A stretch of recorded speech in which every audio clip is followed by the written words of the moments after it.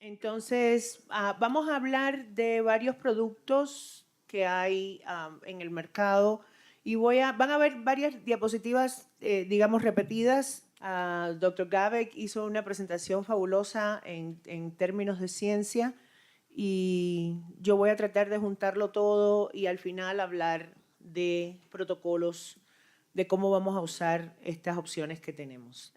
Este tema de la regeneración se ha empezado a retomar muchísimo en los últimos 20 años, pero siempre hemos estado tratando de renovar nuestros órganos, de regenerar nuestros órganos y especialmente con el cambio en el patrón de enfermedad en los últimos 60 años.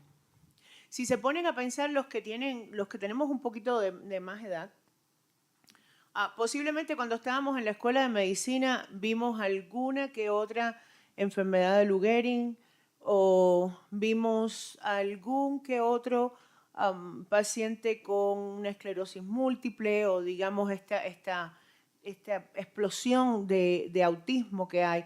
Ha habido un cambio significativo en el patrón de enfermedad. ¿Por qué? Porque somos resultados de lo que comemos, de lo que respiramos, con lo que nos duchamos, etc. Y esto ha traído una explosión en los Estados Unidos y en Canadá, por ejemplo, es prácticamente una epidemia la cantidad de diagnósticos de enfermedades autoinmunes, artritis reumatoide, etc. Y esclerosis lateral y amiotrófica y esclerosis múltiple. Es muy, muy, muy significativo, ha sido inclusive preocupante para el CDC, para los Centros de Control de Enfermedades. Y todo esto está relacionado con el ambiente, el estrés oxidativo que estamos manejando. Siempre hago esta historia de un artículo, que es un estudio que se publicó en la Universidad de Oxford que dice que el 40% de la población de 50 años o más en los países desarrollados está viviendo en insuficiencia mitocondrial. Eso es serio. Tenemos aproximadamente 200 mitocondrias por célula y la mitocondria, todos los médicos, hay muchas caras que veo aquí que sé que se dedican a la medicina integrativa, saben que la mitocondria es el motor de la célula, donde pasa todo lo que nos ayuda a seguir viviendo, donde pasa el manejo de los radicales libres sobre todo. Y si tenemos 200 mitocondrias y estas 200, la mitad están muertas y la otra mitad está funcionando a media máquina, realmente el manejo de los radicales libres ya no sucede.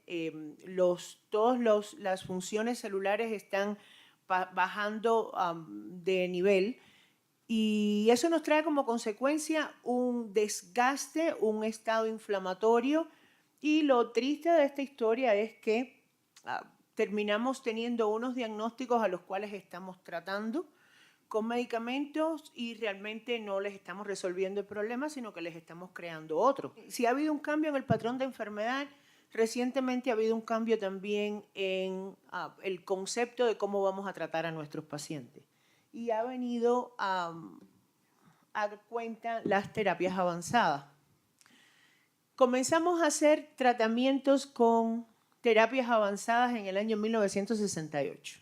Hemos continuado tratando de traducir lo que hay en el laboratorio, todas las maravillas que están haciendo estos científicos, la doctora Margaret, el doctor Rafael González, por darles un ejemplo, que están metidos en el laboratorio creando protocolos y haciendo cosas increíbles.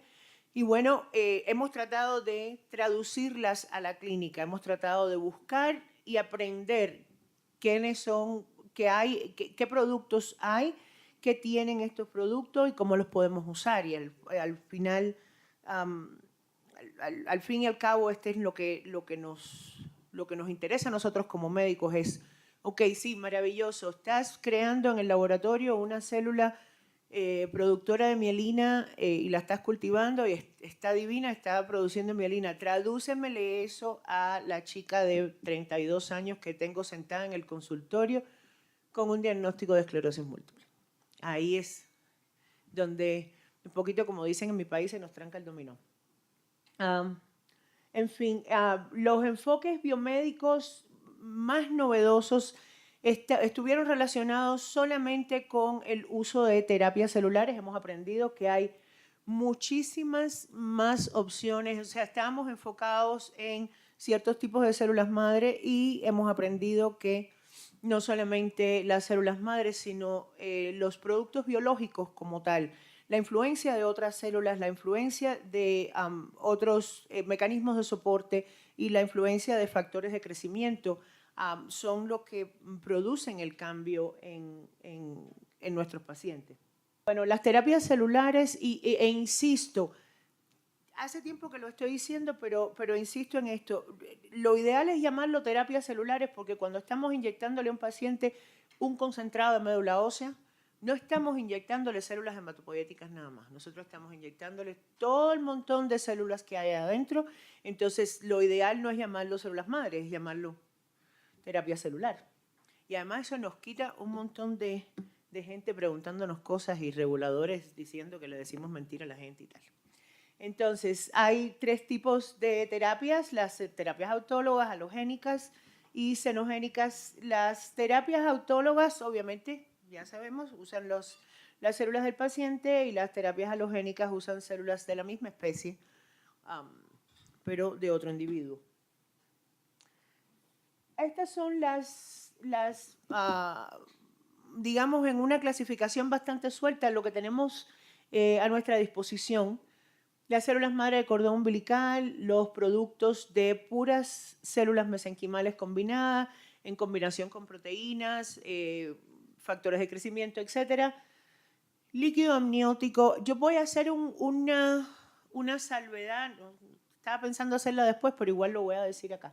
Estamos hablando de líquido amniótico, estamos hablando de membranas amnióticas, estamos hablando de productos celulares. Y la realidad es que cuando estos productos se están comercializando, ni remotamente se me ocurriría dudar de lo que dice la doctora Margaret Cook. Pero tenemos que tener en cuenta una cosa, ella está comparando productos, ella está comparando viales, ella no está comparando conceptos. Ella no está comparando realidad. Ya se sabe que en Wharton's jelly, en cordón umbilical, hay células mesenquimales y es una de las fuentes más importantes de células mesenquimales. Que el producto que ella comparó no las tuviera no quiere decir que no las tiene el cordón umbilical. Esos productos que ella comparó realmente estaban deficientes, en fin. Pero no quiere decir que realmente en la fuente de la que estamos hablando, y a eso yo me estoy remitiendo, ya después sabemos que tenemos que utilizar nuestro juicio para escoger qué producto vamos a usar o no. Pero la realidad es que en el líquido amniótico sí hay células fetales. En las membranas amnióticas, por ejemplo, los productos de membrana amniótica sí contienen células mesenquimales y sí contienen células fetales y sí contienen linfocitos. En el líquido amniótico hay muchísimos factores de crecimiento, muchísimas interleuquinas, que básicamente lo que están haciendo ahí en el líquido amniótico es tratar de proteger al bebé. Y tiene células que son súper nuevas porque no han estado en contacto con otra cosa. O sea, las fuentes sí lo tienen, que el procesamiento en el laboratorio produjo un vial que no tiene la cantidad, está muy mal por ellos, pero ya sabemos que no lo tiene. No quiere decir que no los tenga, no quiere decir que no existe. Por la tarde voy a hablar bastante de este tema de los exosomas, porque en los Estados Unidos le llaman buzzwords, yo le digo las palabras sexys del momento. Ahora lo que más se está hablando es de exosomas y exosomas están de moda. Entonces vamos a dedicarle una media hora después de almuerzo a hablar con más detalle de los exosomas. Y bueno, los productos de alfa-2 macroglobulina son bien importante para los traumatólogos porque se han demostrado que son un tratamiento bastante exitoso para la artrosis. Igualito voy a hablar de ellos un poquito más adelante. El concepto de terapia halogénica es un concepto bien complicado en medicina, porque nosotros de saber que le vamos a poner a alguien células de otra persona, enseguida decimos, ¡oh! No. La reacción de rechazo va a ser brutal. Luego hemos aprendido que hay células, como por ejemplo la célula mesenquimal, que es una célula no es inmunoprivilegiada, es inmunosilente e inmunomoduladora. O sea, esta célula es capaz de escapársele al sistema inmune y es capaz de silenciar al sistema inmune porque no expresa los HLA. El HLA1 lo expresa en muy bajo nivel, el HLA2 no lo expresa, pero también tenemos linfocitos que son inmunomoduladores y que cuando se obtienen de la sangre del cordón, estos son linfocitos naïf. Estos linfocitos nunca han estado en contacto con ningún antígeno, por lo tanto van a responder al huésped que lo está recibiendo. O sea, esto ha sido un cambio también de paradigma en la medicina. La célula mesenquimal, repito, no es inmunoprivilegiada, es inmunosilente. Y es una célula altamente inmunomoduladora. Las fuentes más abundantes, médula ósea, tejido adiposo y gelatina de Wharton. La gelatina de Wharton lleva un procesamiento, que es la pregunta que hizo alguien, lleva un procesamiento muy laborioso. Los que saben procesar tejido adiposo para obtener fracción vasculoestromal saben lo laborioso que es. Bueno, cordón es un poquito más laborioso aún, pero se obtiene una muy significativa cantidad de células mesenquimales jóvenes listas para trabajar. Tú tienes células mesenquimales en el tejido adiposo. Ya eso está establecido. Ahora, cuando tú procesas la grasa, tú obtienes fracción vasculoestromal. La fracción vasculoestromal tú no la puedes pasar de persona a otra, porque a pesar de que tienes células mesenquimales, tienes un montón de otros tipos celulares que sí están expresando los HLA y que sí van a producir una reacción. Cuando yo hablo de que tú las obtienes, y va a pasarte lo mismo con médula ósea y te va a pasar lo mismo con Wharton's Jelly.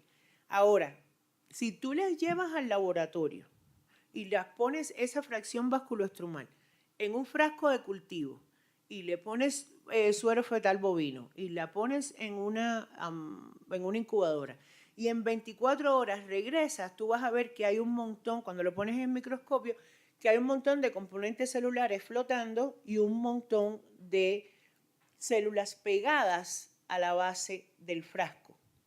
Esas son las mesenquimales. O sea, tú vas a descartar todo lo demás. Y esas mesenquimales siguen siendo de origen adiposo, pero ya es el producto puro, de pura célula mesenquimal. O sea, cuando estamos hablando de que tú los puedes hacer trasplantes halogénicos, estamos hablando de que tú tienes que separar exquisitamente la célula mesenquimal, a menos que estés usando sangre de cordón, que como decía, todos los linfocitos, todas las células que tienes son naïf y no van a producir una reacción de rechazo. De hecho, recientemente fue aprobado en Canadá un producto de sangre de cordón umbilical para tratar las reacciones de rechazo en pacientes con trasplantes de médula ósea. ¿Qué pasa con las células derivadas de médula ósea o de tejido adiposo? Que estas células son tan viejas como es el donante. Estas células están expuestas al medio oxidativo al que está expuesto el donante. Y bajo ningún concepto estoy queriendo decir que las células autólogas no sirven. Solamente estoy diciendo un hecho. Las células de un fumador, por ejemplo, o de una persona adicta a los opioides, o de una persona con cáncer, por ejemplo, están expuestas a ese medio homeostático agresivo. Y a pesar de que nuestras células madre adultas son células que pueden ser un poco más jóvenes que nosotros porque en términos de replicación, ellas están en estado G0, no se están replicando, están en quiescencia. Cuando se replican, igualito están expuestas a al mismo estado oxidativo. Por lo tanto, la posibilidad de replicarse en varias generaciones se reduce y eso es una cosa más bien ya establecida. Lo que no sabíamos era cuánto podían moverse las células de cordón. Porque a pesar de todo, las células de cordón sí son células adultas también. Y si se fijan en los contenidos, es cierto la composición, es cierto que hay células nucleadas, proteínas y factores de crecimiento en cordón umbilical y en células autólogas, ya sea derivadas de adiposo o de médula ósea, y es muy cierto que hay menos células en líquido amniótico. Todas tienen factores de crecimiento, todas tienen proteínas. La concentración realmente en términos de células autólogas depende del operador. Y eso lo sabemos todos. Todos los que hemos estado trabajando en un curso de obtención de fracción vasculoestromal y de médula ósea sabemos que puede ser, los resultados, los conteos cambian de acuerdo al que está manipulando. Porque nos podemos equivocar, nos podemos saltar un paso, la grasa que sacamos tenía mucha fibrosis, ya se reduce la cantidad del conteo de células, este paciente es un paciente de 75 años, ya tenemos menos células en médula, en fin.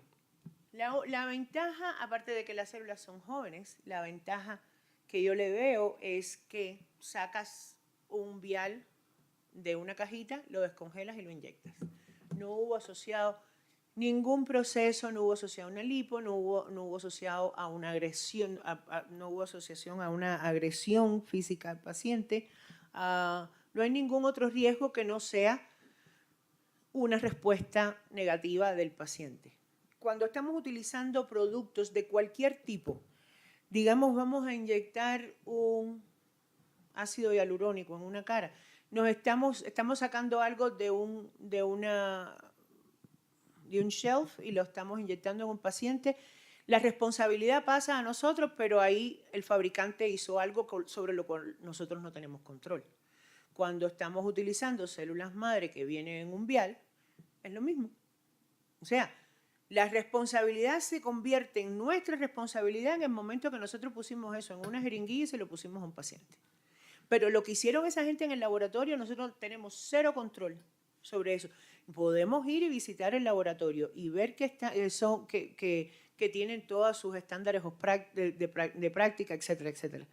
Pero la realidad es que pudo haber estado contaminado uno de los operadores o alguien estornudó, qué sé yo, y el producto se contaminó y ese producto se lo vas a poner a su paciente. O sea, todo tiene sus pros y sus contras. Cuando vas a hacer fracción vasculoestromal, puede ser que el procesamiento es más largo, el paciente puede tener un área de fibrosis en donde hicimos la lipo, tenemos menos células, en fin, la centrifugación nos mató a las células, no lavamos bien. Hay montones de pros y cons en todos los productos que vamos a usar. Lo único que hay que hacer es usarlos con cautela, pero no creo realmente que ninguno es mejor que otro. Ok, los productos amnióticos tenemos membrana amniótica. La membrana amniótica en los Estados Unidos se comercializa bajo el nombre de Clarixflow. Creo que es el único producto que hay en los Estados Unidos de membrana amniótica que combina líquido amniótico con membrana. Es una fuente muy importante de células multipotenciales y tiene una gran cantidad de colágenos y fibroblastos y factores de adhesión y factores de crecimiento. Este producto tiene pocas células realmente y este laboratorio del que estoy hablando no está diciendo que tiene muchas células y que tiene un conteo brutal, sino que tiene las células y tiene todos estos factores de crecimiento y tiene todos estos productos de adhesión celular, etc. Se utiliza combinada con plasma rico en plaquetas y donde más se utiliza realmente es en inyección intraarticular o para lesiones deportivas. Así es más o menos como lo hacen. Agarran el líquido amniótico, así es como se obtienen realmente las células del líquido amniótico. Por eso insisto que en el líquido amniótico sí hay células, lo que hay pocas. Y normalmente es cuando se van a utilizar, van asociadas con cultivo. Otro asterisco que quiero mencionar.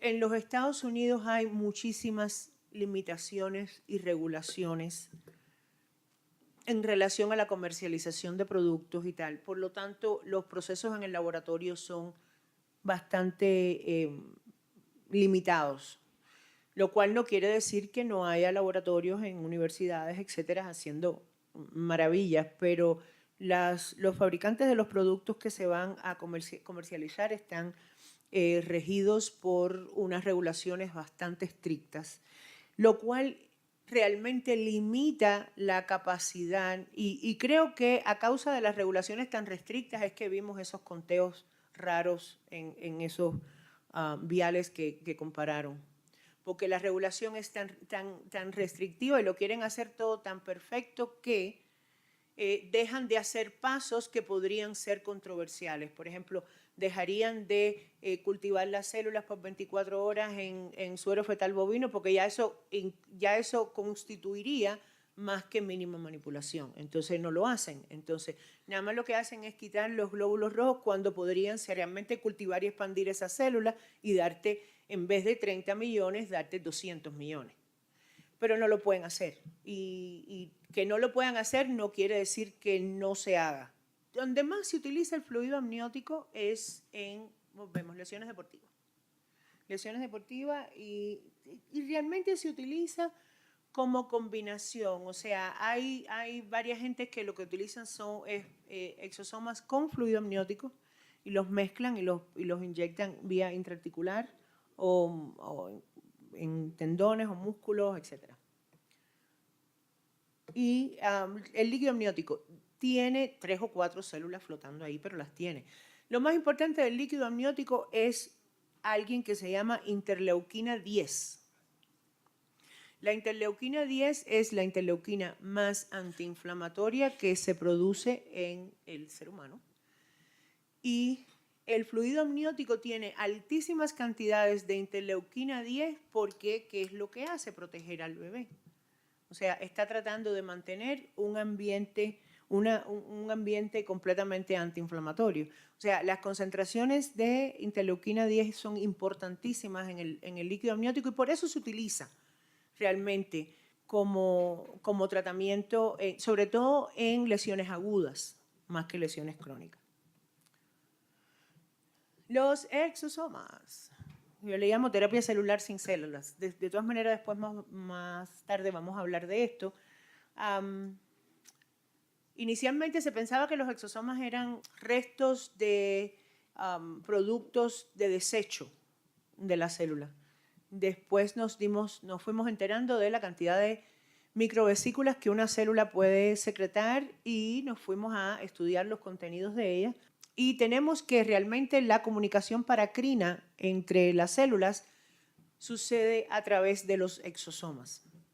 Los exosomas son una gran cosa.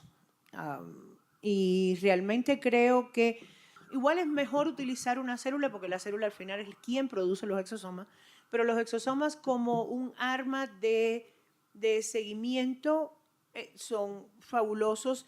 Además, el exosoma como producto es muchísimo más amable para tenerlo en la práctica porque no lleva congelación de menos 60 grados, no lleva proceso de descongelación, etc. Se mantiene congelado en nevera porque son proteínas. La alfa-2 macroglobulina es un producto que se obtiene de sangre. Es una proteína enorme que está circulando en sangre.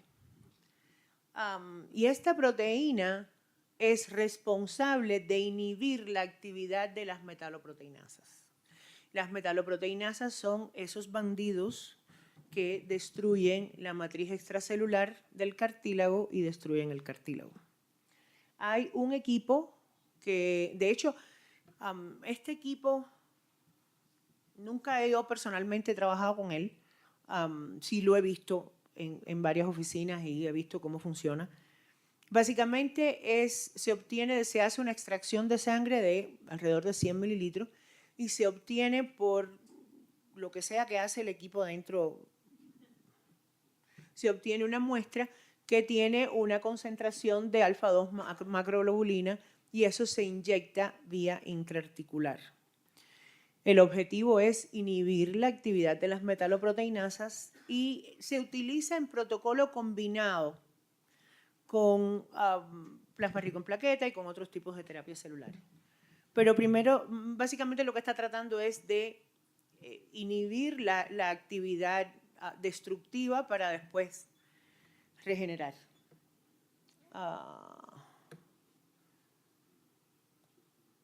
Este es el equipito que se usa.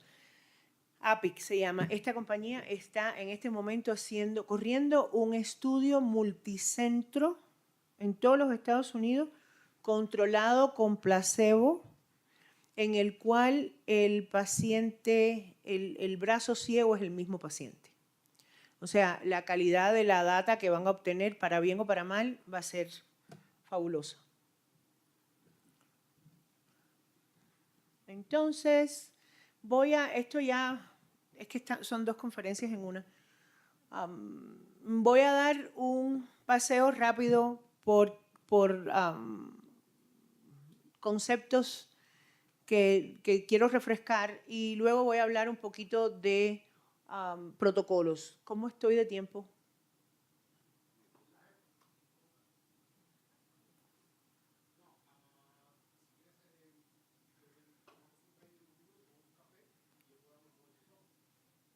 Entonces terminó esto. Ya. No, porque me estreso porque dicen que yo hablo mucho y entonces después está todo el mundo con hambre y se quiere ir. Y yo estoy hablando. Esta parte ya, o sea, vamos aquí un poquito a llover sobre mojado. Stem Cells 101. ¿Qué cosa es una célula madre? Es una célula que está indiferenciada, tiene potencial de diferenciación y es capaz de autorrenovarse. Son células que están dispersas en cada uno de los tejidos del organismo, excepto en 2 o 3, y son las responsables por la sustitución de las células somáticas que mueren. Y además son responsables de salir a la circulación, a reparar y a tener efectos regenerativos. Estos son los tipos de células madre. Y voy a hablar rapidito de cada una de ellas, no como cuando doy los cursos, pero para dar un refrescamiento. Las células embrionales. Las células embrionales, ojo, no están siendo utilizadas en la práctica clínica aún, a pesar de que ha habido 2 o 3 estudios clínicos. Son las células que se obtienen de la masa celular interna del blastocisto, tienen crecimiento ilimitado en cultivo. Al sexto pase de cultivo tienden a producir algo que se llama cuerpos embrioides, que son como teratomas en el cultivo. Esa es una de las razones por las cuales es muy mala idea inyectárselas a nadie en una rodilla. Se utilizan en el laboratorio como modelo para reproducir enfermedades para tratarlas. O sea, y las utilizamos mucho en ratones, poniéndoselas en ratones para que estos ratones expresen una miríada de síntomas y de expresiones genéticas, etcétera, que coincidan con una enfermedad X que queremos tratar, y entonces en el laboratorio se utilizan también para manipulaciones genéticas, y lo más importante son los teratomas y los oncogenes, especialmente el SOX2, que es el oncogen, que es uno de los genes que caracteriza estas células y que está relacionado con malignidad. Las células pluripotenciales inducidas son un trabajo de genio, siempre lo digo. Se ganó el premio Nobel en el año 2012 y debería ganarse todos los que vienen por los próximos 10 años.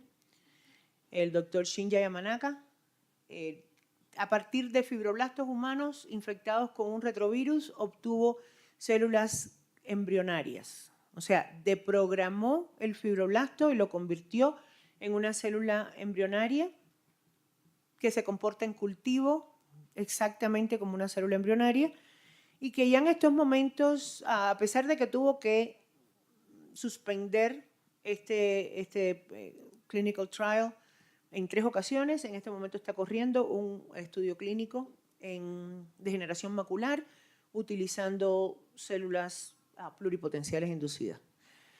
Entonces, estas células de cierta manera nos quitan toda la discusión ética, religiosa, moral, en fin, en relación con células embrionarias humanas, pero además nos traen un problema de inestabilidad genética y esta ha sido la causa por la cual él ha tenido que suspender este estudio en varias ocasiones.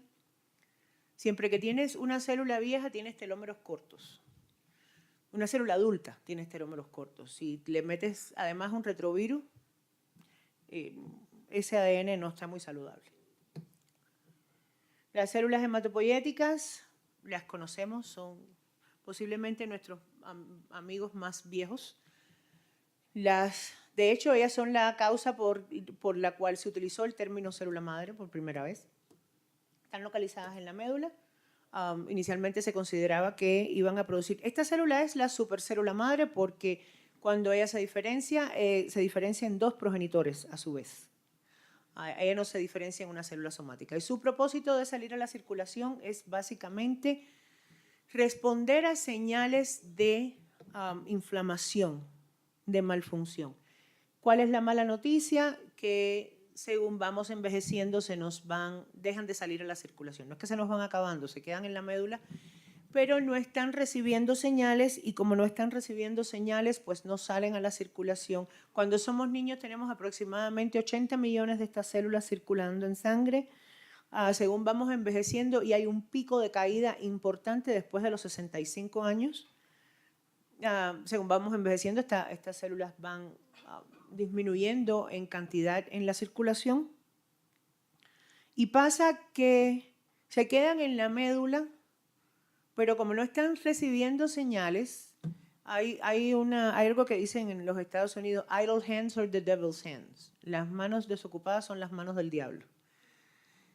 Como ellas no están haciendo nada, pues ahí es donde vienen los mielomas múltiples, las leucemias linfocíticas, etcétera, porque ellas no están recibiendo las señales correctas y si tienes una predisposición genética ligera, ahí mismo explotan. ¿Qué más con estas células? Son componente importantísimo. Como digo, se encuentran localizadas en médula ósea, pero se encuentran localizadas también en sangre periférica y son uno de los componentes más importantes de los productos de sangre de cordón. Células CD34, jovencitas, frescas, acabadas de salir del horno. Las células mesenquimales se describieron por primera vez en los años 50 por el grupo de Frederikstein y colegas, y en los años 80 el doctor Arnie Kaplan las expandió y explicó muchísimo acerca de ellas. Y cada vez aprendemos más de Arnie Kaplan.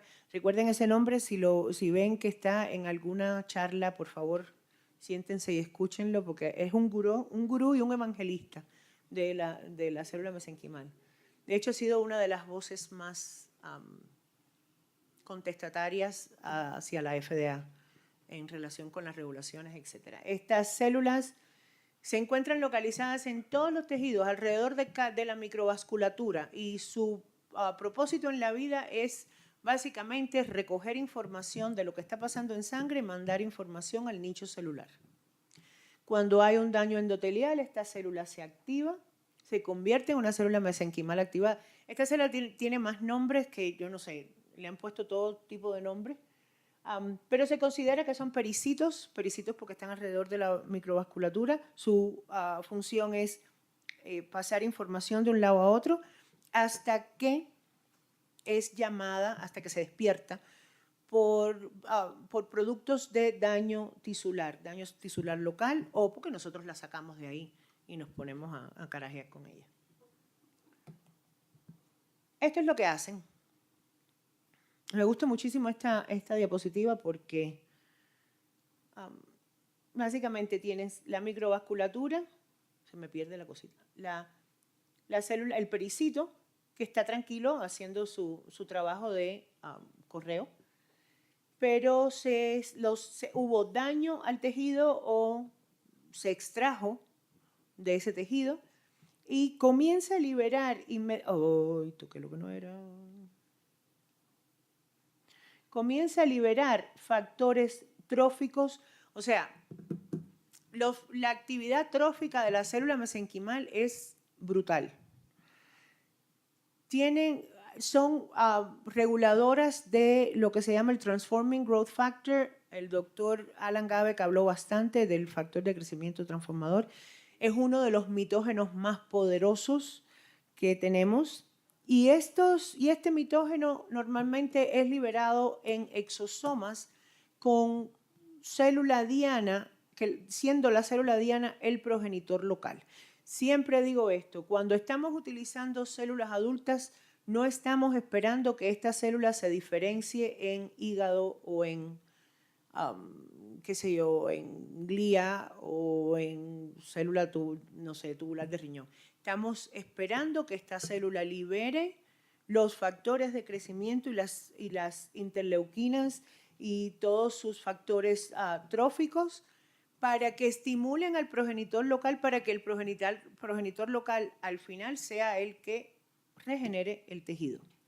Hay un dato bien interesante acerca de esta célula mesenquimal.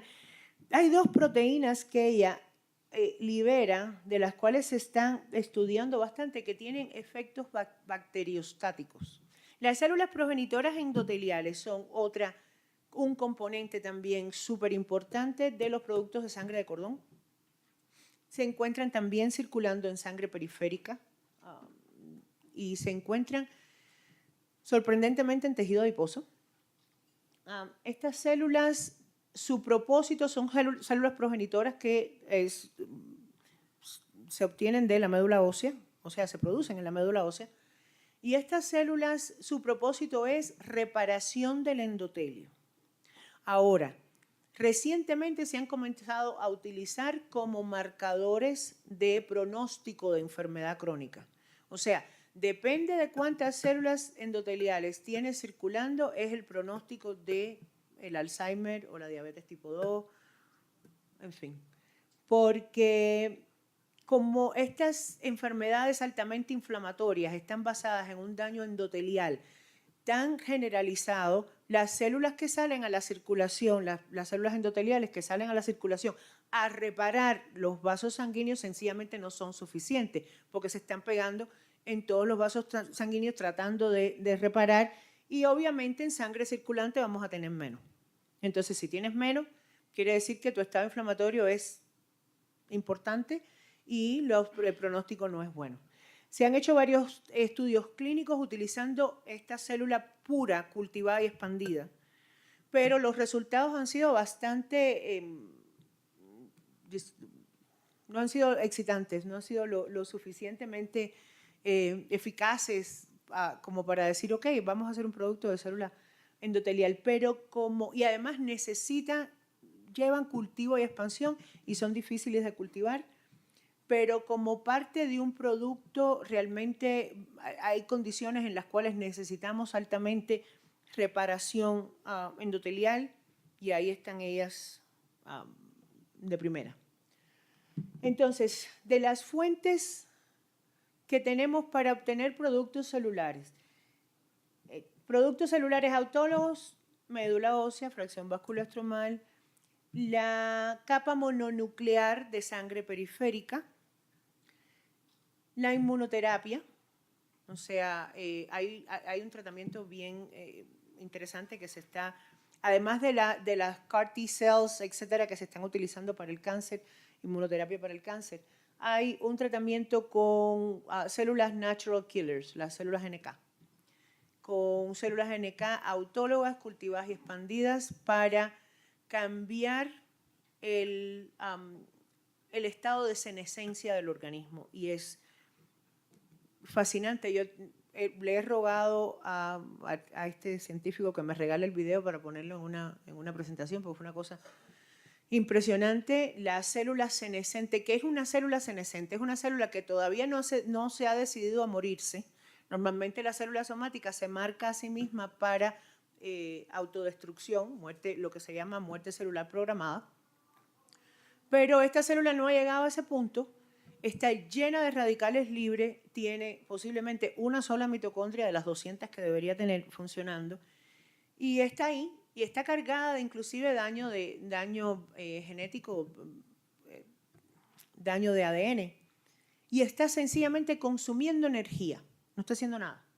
Está consumiendo energía, lo que tiene que hacer, o sea, su función fisiológica no la está cumpliendo y además está robando energía brutalmente, no está produciendo nada. La célula natural killer, su trabajo es sencillamente destruir esta célula. Lo que pasa es que tenemos una cantidad limitada también de natural killers circulando. Bueno, esta terapia lo que hace es un cultivo y expansión de células natural killers autólogas.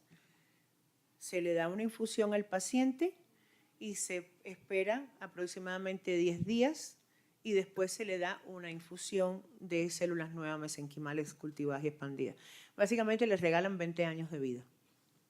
Porque si tienes, qué sé yo, 300 millones de células natural killers acabando con todas las células senescentes, y ojo, mientras mayores nos ponemos y peores hábitos de vida tenemos, más células senescentes tenemos. Entonces vienen estos guerreros igual el paciente tiene que estar admitido porque la reacción es bastante violenta, pero ya conozco 2 personas que han recibido la terapia, la están haciendo en Tailandia, Singapur. En Singapur. Las fuentes halogénicas, tenemos células mesenquimales cultivadas y expandidas de fuente de médula ósea, células cultivadas de gelatina de Wharton, los productos amnióticos y células cultivadas de tejido específico y los productos de cordón umbilical, de sangre de cordón umbilical. ¿A dónde quiero llegar con esto que viene ahora? Y quiero que hagamos el ejercicio de pensar qué tenemos en cada uno de ellos. O sea, ¿cuáles son nuestras opciones? Tenemos plasma rico en plaquetas, tenemos células de la sangre periférica, la capa mononuclear de sangre periférica. Tenemos concentrado en médula ósea, tenemos fracción vasculoestromal, tenemos sangre de cordón. ¿Qué hay en todas ellas? En cuanto a productos celulares, los contenidos son en diferentes conteos, células endoteliales, células hematopoyéticas, células mesenquimales. Algunos productos tienen más que otros. Realmente en sangre periférica es más difícil encontrar una célula mesenquimal por las razones que vimos. Ellas están por fuera, no por dentro. Pero las hay. Linfocitos T, linfocitos B, células natural killers, neutrófilos, basófilos, toda la línea blanca. Todos tienen lo mismo. Todos tienen lo mismo.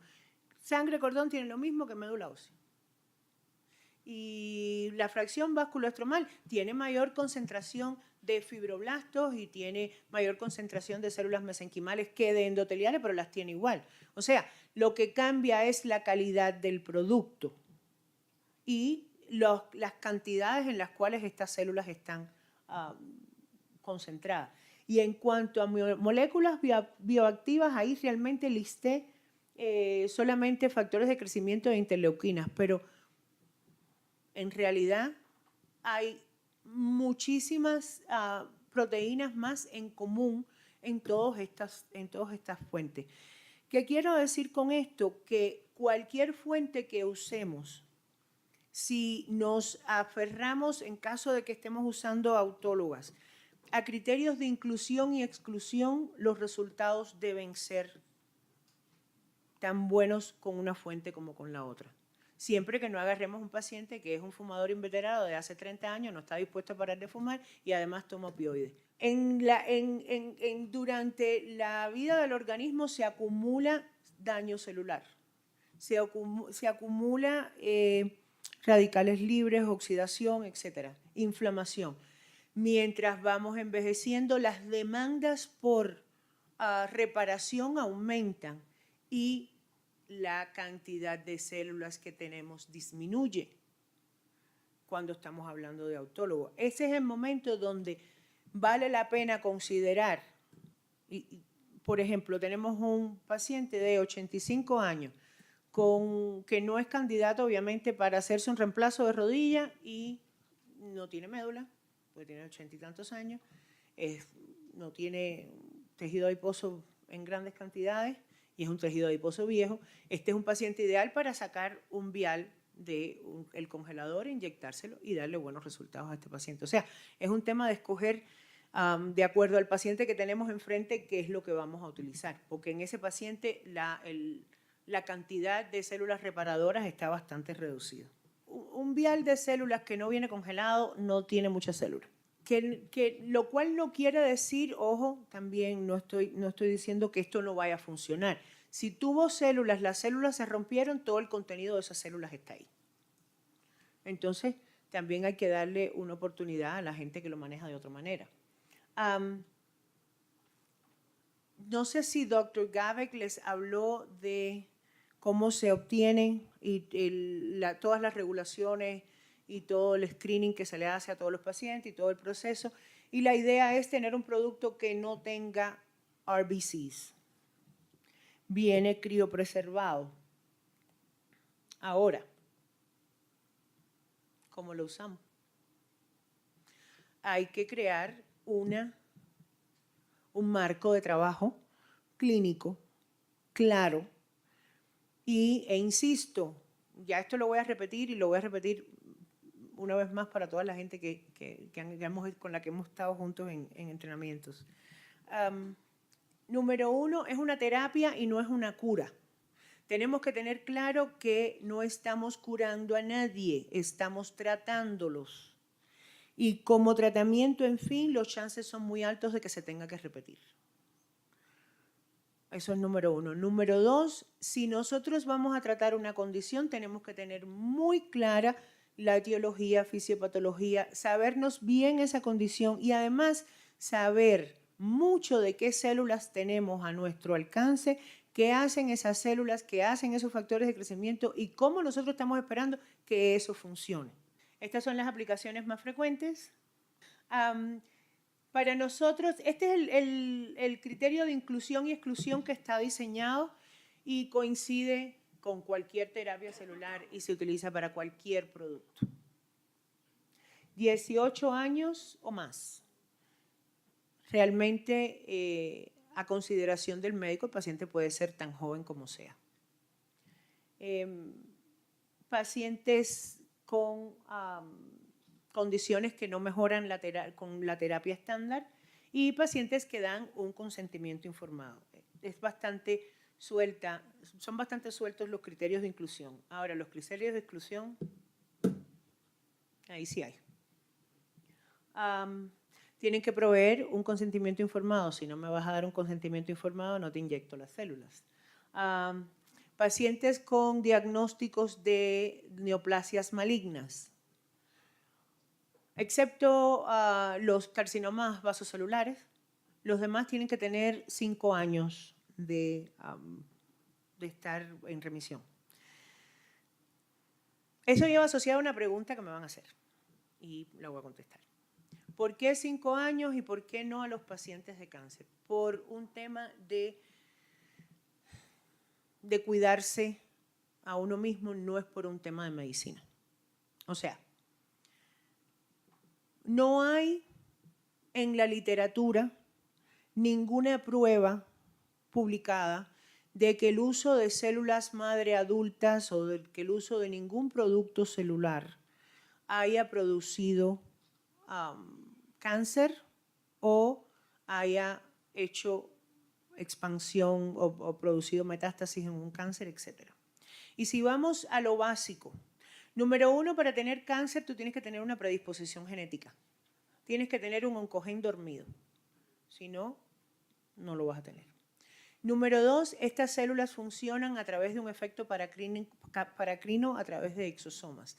Los exosomas son inteligentes lo suficiente como para darse cuenta que esta célula no es la que ellos están supuestos a unirse.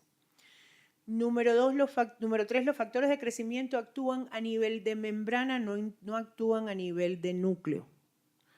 Por lo tanto, es altamente improbable que puedan producir una mutación genética. Esas son las razones por las cuales no.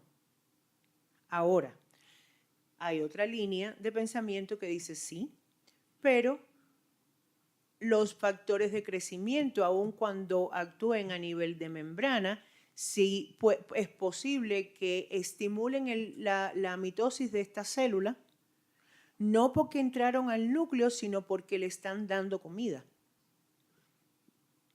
Se han hecho varios cultivos donde han cultivado miofibroblastos con células mesenquimales y sí ha aumentado el crecimiento, pero estamos hablando de que son condiciones de cultivo que no son condiciones en el organismo. Entonces, decidimos que no.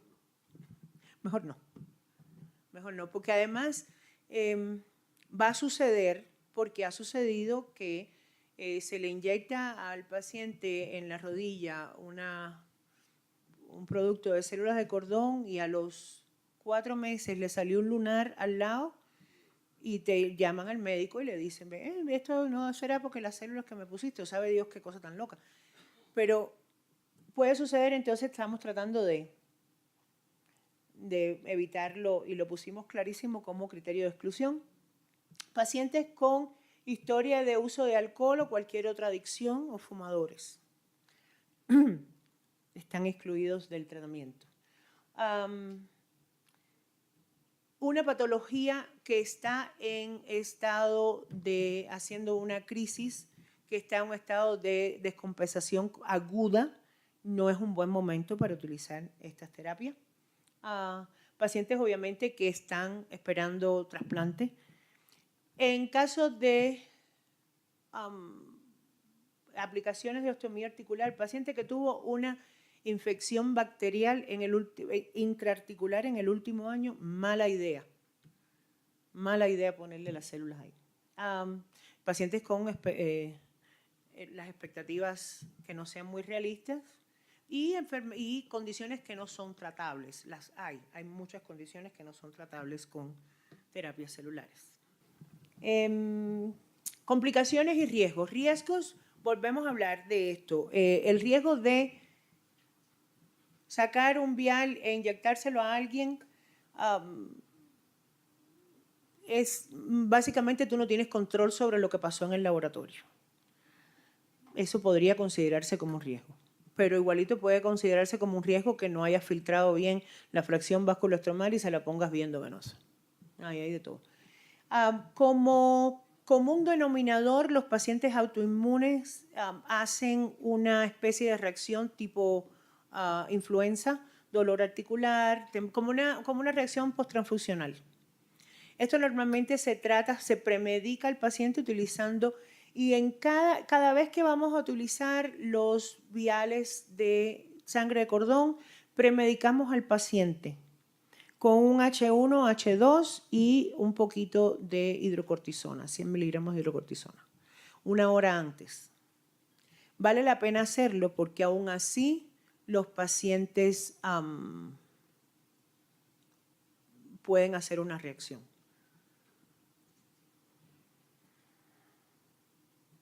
Los llamados flu-like symptoms, y pueden asustarlos bastante, porque hay pacientes que sí les da una reacción bastante importante.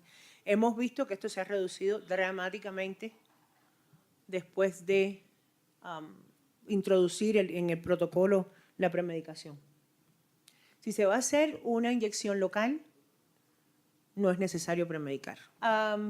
Voy a hablar de técnicas de reintegro, otro dato importante. Y eso ya Todos los que hemos estado juntos en los entrenamientos lo sabemos. Siempre que pones algo viendo venosa, el primer pase es en el pulmón.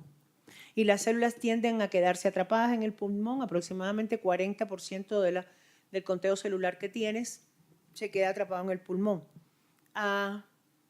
Estas células atrapadas en el pulmón obviamente luego se liberan, después de 72 horas se liberan, pero ya hicieron su primera liberación. La liberación de exosomas en estas células, igual que en las plaquetas, se hace de forma pulsada. No es una liberación constante.